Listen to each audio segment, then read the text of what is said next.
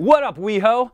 4th of July is right around the corner, so let's celebrate our independence West Hollywood style. We've got grilling, pool parties, and of course, fireworks. Welcome to WeHoTV News.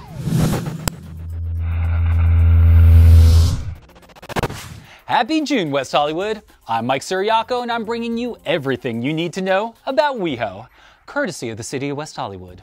A lot has happened since we last saw you way back in May, so we're going to bring you up to speed with the WeHo wind-up. Let's put 30 seconds on the clock. West Hollywood City Hall served up some Emerald City realness when it was lit green in support of the climate action. The Stuart Timmins LGBT History Tour featured the best queer cosplay this side of FlameCon. Our city's fiercest females showed up for the annual Dyke March. Everybody and their drag mother showed up for the first ever Resist March, and number 45 turned 71. In honor of the occasion, America gave him the perfect birthday present. Nearly 200 Democratic lawmakers have filed a lawsuit against Donald Trump. I hope it's your sides, Donnie, because we didn't keep the receipt, so you can't return it. Oh, and West Hollywood, while we were out shopping, we picked you up these news briefs. On June 2nd, the City of West Hollywood's WeHo Arts program hosted an opening reception for Lesbians to Watch Out For, 90s LA Activism. The exhibit, which is part of the One City, One Pride Festival, tells the stories of LA queer women from groups such as ACT UP LA, Queer Nation LA, and Dyke March LA. The 1990s were a dynamic time for lesbian visibility, and even the film industry got in on the activism.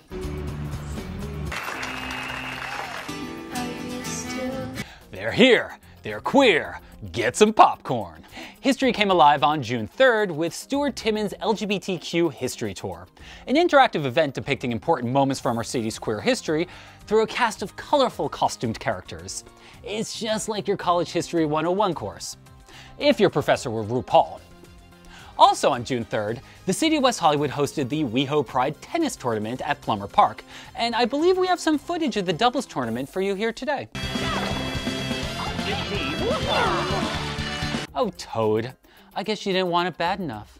On June 10th, an estimated 2,500 AIDS life cycle riders pedaled through the city of West Hollywood during Pride weekend to celebrate the completion of their journey from San Francisco to Los Angeles. AIDS Life Cycle is the world's largest annual AIDS fundraiser, which makes sense. It combines two things the LGBT community is great at: activism and cardio. The City of West Hollywood presented this year's Rainbow Key Awards on June 14th, honoring individuals and organizations who have made outstanding contributions to WeHo's LGBT community and its allies. Some of this year's honorees included Cleve Jones, Michaela Avery Mendelson, and Joel Faze Williams. Not included, rising LGBT icon Babadook. But hey, keep up the memes and fingers crossed for next year, big guy.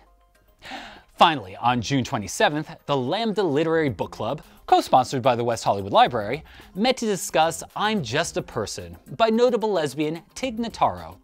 This follows on the heels of last month when they met to discuss the book I'm Just a Peanut by notable lesbian Peppermint Patty.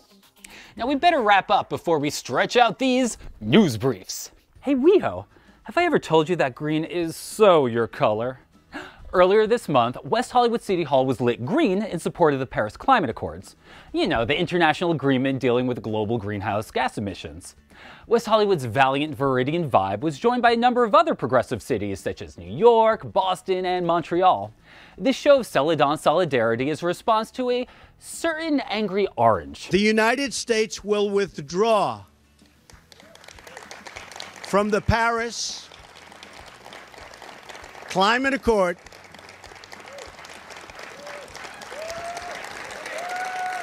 Thank you. You are not welcome. First, can you fathom the Herculean effort it took to get nearly every nation on the planet on the same page? The only two countries who haven't signed on are Nicaragua and Syria. Nicaragua boycotted the accord because it wasn't stringent enough, and Syria, well, they've been a tad preoccupied with other matters. When it comes to climate change, it's crucial that Planet Earth shows a united front. Explain it in cartoons. Gladly.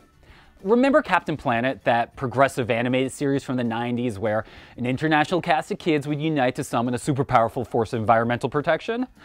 Sure, individually they each had their own awesome abilities, from creating earthquakes and tsunamis to gossiping with monkeys, but they were exponentially more effective as a team which includes a certain carrot-colored American hothead. Yes, he's obnoxious, but he's necessary for combating pollution, especially in light of the fact that the US is one of the biggest carbon emission producers on Earth, second only to China. The difference being China is still in the Paris Accord and is rolling out the world's biggest investment in clean energy, while Trump is doubling down on his commitment to coal. What you have to say for yourself, you tangerine bad dream? I was elected to represent the citizens of Pittsburgh, not Paris. Someone else was elected to represent the citizens of Pittsburgh, their mayor, Bill Peduto, and he has his own statement about the Paris Agreement. The mayor of Pittsburgh tweeting, "I can assure you that we will follow the guidelines of the Paris Agreement for our people, our economy, and future." In fact, Pittsburgh was yet another city that was lit green in solidarity of the Paris Accords. I'd ask, who wore it better? But green looks equally fabulous on both of you. And speaking of green, the city of West Hollywood has released its 2017 to 2018 budget. Explain it in cartoons. It would be my pleasure. Check out how our city is creating a strong economy through prudent management practices with this WeHoTV News Bite.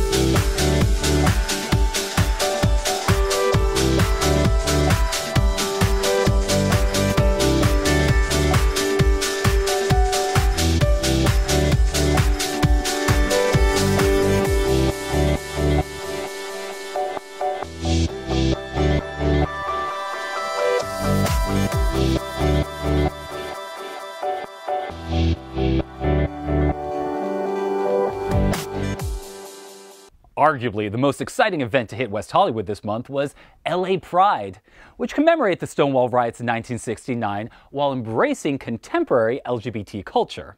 If you missed the main entree, here's a little amuse-bouche to tantalize your palate.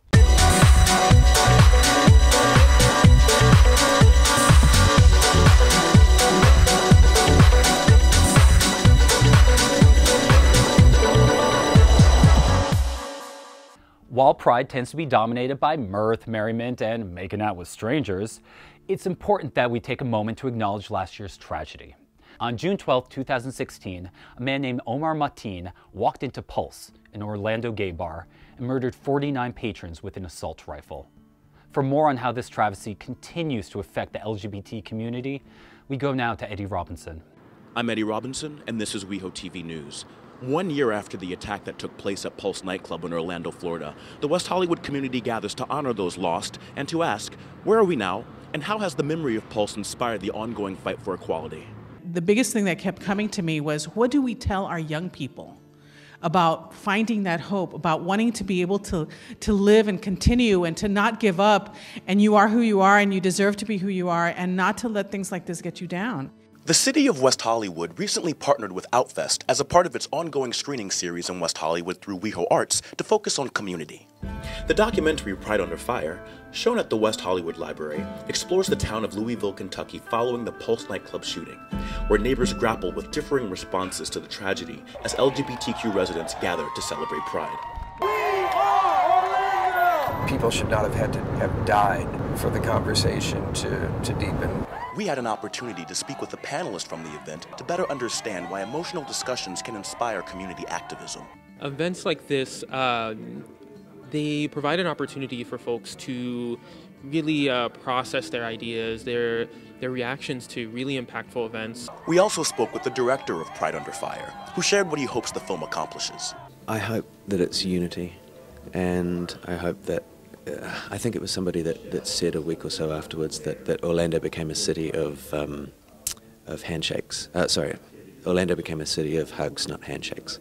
And you know that people, it's a shame that it takes something like this, but that people were respecting one another and thankful for one another, and yeah, hopefully moving the cause forward, and in all sectors of the community. Those that participated in the talk following the screening had varying opinions as to how the LGBTQ community has united after Pulse. We've heard it in this room over and over that this is a catalyst. This is a turning point, not just for LGBTQ, but for America in general, and how we're going to behave ourselves as community and as humans, sharing the same place and sharing the same lives in the same cities. I think it's really important to talk about the Latino X community, the African American community, the lesbian community, like anything. I think it's opened up discussion about more than just the gay white male experience. So that I think is really good progress. I think there's a lot of room to grow on that. The impact of the tragic events at Orlando's Pulse Nightclub, which resulted in the loss of 49 innocent lives, continues to resonate within the LGBTQ community and our allies both locally and throughout the world. May the lives of those lost never be forgotten, their memories inspire call to action, and a little extra pride in their honor every season. For more information about the City of West Hollywood's cultural programming through WeHo Arts, visit weho.org/arts. I'm Eddie Robinson, WeHoTV News. Back to you, Mike, in the studio. Thank you, Eddie, for those powerful words, specifically about the memories inspiring a call to action. Amid the current political climate, LGBT activism is more crucial than ever, evidenced by a major change in this year's Pride weekend. On Sunday, June 11th, LA held its first ever Resist March to protest the toxic administration of Trump, which occurred simultaneously with several sister marches held in a number of cities across the United States, including New York, Austin, and Seattle. So someone asked me, why are we resisting in West Hollywood? Well, because it's fabulous. But because we know that there are people in Washington, D.C. who want to take away all of those rights from us, and we will not let them.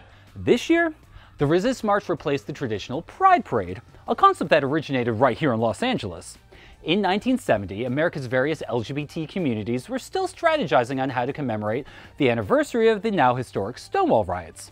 While New York and San Francisco opted for protest marches, LA desired something bigger, grander, and more unique. According to The Advocate, quote, over 1,000 homosexuals and their friends staged not just a protest march, but a full-blown parade down world-famous Hollywood Boulevard. That inaugural Pride Parade soon became a template for LGBT celebrations across the globe. And while they're always a blast, this year our desire to party is overshadowed by a need to combat the apathetic Oval Office.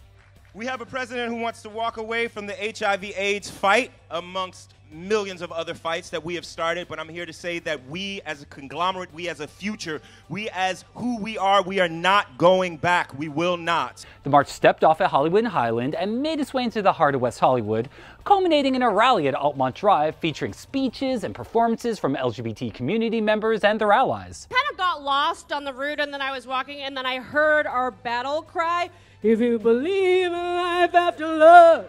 And I'm like, oh, I'm going the right way. While the vast majority of queer Angelenos supported the Resist March, there were individuals who didn't want to change the Pride Parade, and to those people, I'd like to say this. The man currently holding the highest office of government hasn't deigned to even acknowledge June as National LGBT Month. If he doesn't support the LGBT community, then we can't allow him to hold that office. We need the Resist March this year so that hopefully next year we can have the luxury of twerking shirtless on a rainbow float again. Heck, I'll be the first one on it in a Speedo. Although the queer community may have been snubbed by Trump, there were plenty of much more admirable celebrities willing to join us in this year's celebration of Pride. We take you now to the LA Pride Festival red carpet. Happy Pride, West Hollywood! We're here on the red carpet at the LA Pride Festival. This weekend, our earballs are going to be treated to music from LGBT artists like Young and May and I Love McConan, as well as allies like Brandy, Chromeo, and Aaron Carter. Let's find out what makes these guys proud. What I'm most proud of, especially this weekend, is so many people coming out together. I do love that unity that people really, they let themselves go this weekend. It's kind of like a gay Halloween. What about the LGBT community makes you most proud? Honestly, the fact that now it's about being fearless, it's about love, and the LGBT community inspires me so much. I'm proud how far it's come, how powerful the LGBT community has grown, and how we're changing the way people feel and think, and that their words are very powerful. Well, we just need to stand up. We all have a voice, you know? I have a voice. I'm very big on social media, so it's my job in the LGBT community to stand up for people that don't have a voice, you know? So this year we aren't doing the Pride Parade, we're doing our first ever Resist March. Got it. So in your opinion, what is the most important thing the LGBT community needs to resist right now? I want to say Crocs, but you told me to be serious. Yeah. You know what, I wish that people, if there was one thing we could do, is try and be more open to explaining our plight to people. Now, what would you say the message of this new album is? Don't ever settle for somebody that doesn't love you and doesn't show you off and to the world, because those are the signs that they don't really want to be with you, or they're with you for the wrong reasons. Hope you enjoy the Pride flashbacks. See you in July when we jock out with the West Hollywood Dodgeball League. Thanks, Mike. I'm Nick Catelli. On the next episode, I take an in-depth look at an all-American sport. Stick around for WeHoTV, because it's WeHo Dodgeball. Until then, keep it cute, WeHo.